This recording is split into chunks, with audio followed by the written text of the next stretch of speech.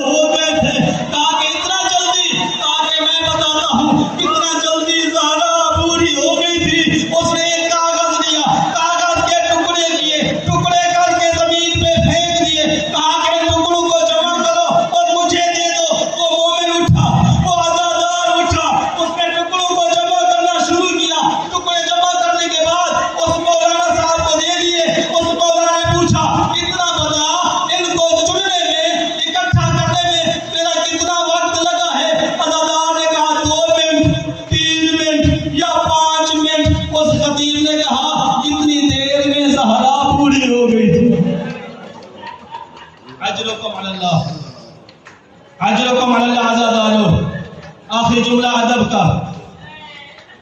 जनाब सैयदा अपने बाबा की कब्र पे जाती हैं, अपने दुखों को बयान करती हैं और आखिर में एक नुमा पढ़ा। ये नुमा नहीं था अज़ादारो, ये इशारा था। मेरे आका दादी जब कह रही थी या बता सुब्बत अलैहिल मसाइब लौ अन्नहा सुब्बत अलल अयाम लसिरना लयालिया।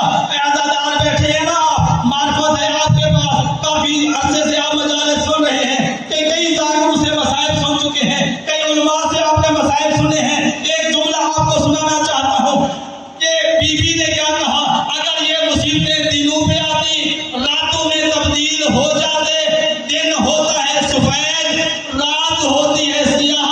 मेरी आका ज़ादी आखिर में अपने बाबा के सामने इशारा करके एक मुसीबत बता रही थी। क्या कहना चाहती थी मेरे आका ज़ादी? रो के यही कहना चाहती थी, ऐ बाबा, अगर तेरी शरीयत मुझे इजाजत देती, फातिमा सर से चादर उतार के आपको अपने सर के बाल दिखाती।